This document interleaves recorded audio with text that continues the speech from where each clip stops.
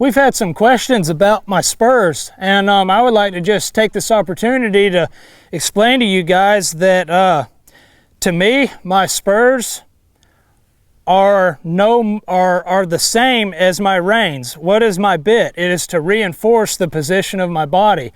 Just like when we do our groundwork and are teaching our horses to lunge, how that stick is an extension of our arm. It is a tool to help your horse more clearly understand what your idea is, what you want them to do. So it's a tool to further help your horse understand how to feel of you. There's been a lot of questions where, Carson, how come your rowels are so much, the rowels of your spurs, which are these round discs back here, how come they are so much larger than most spurs we see? And I'm just gonna step off my horse because I wanna make sure that you guys understand this.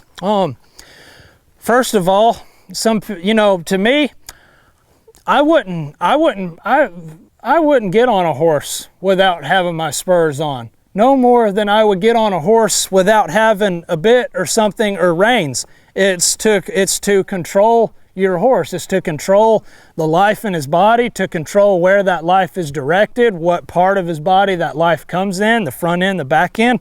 And it's just the same thing. This is just a little D-ring snaffle bit, but in the wrong hands, it could be the cruelest bit that was designed. Okay, so that's kind of where I stand on that. Now, I want you guys to also just zoom in and get a close-up of these rowels. Notice that these rowels are much larger than the average rowel that most people see. These are traditional vaquero, buckaroo style spurs. But what I want you guys to understand is these bigger rowels are actually the most modest rowel that you can have on a spur. These are actually, despite what they look like, these spurs are more gentle than those smaller rowel spurs that you see a lot of people wearing. And let me explain to you why that is. Go back here to my hand real quick.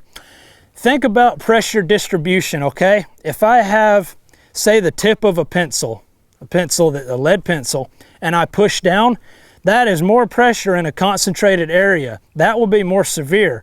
If I turn that pencil around and use the eraser, which is a broader tip, it distributes that pressure more. So it would be like this versus that. See, it distributes the pressure more, just like the tree in a saddle. Even distribution of the pressure, which makes the pressure the most modest. So the same thing with these rowels here. If these rowels only had 6 or 7 points and they were this large, yeah, they would be pretty intense on a horse. But notice how close together the points of these rowels are. And just to prove my point, I can hit that really hard and it doesn't faze me. Yeah, I can make it a little uncomfortable there because I keep running into it, but it doesn't hurt. Hey, Brandon, come here. But notice that this does not really hurt. Brandon, does that hurt you too bad? No, but I feel the pressure. You feel the pressure. Okay. It would give me a reason to look for an answer. Good wording, good wording. Thank you, Brandon. You're welcome.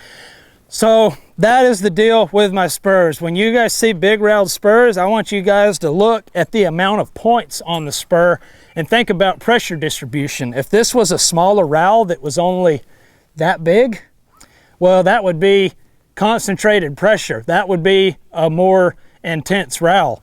But these, and I've got another set of spurs where the rowels are about like this. Those are very, very, very modest spurs. So think about pressure distribution. You've got this versus this.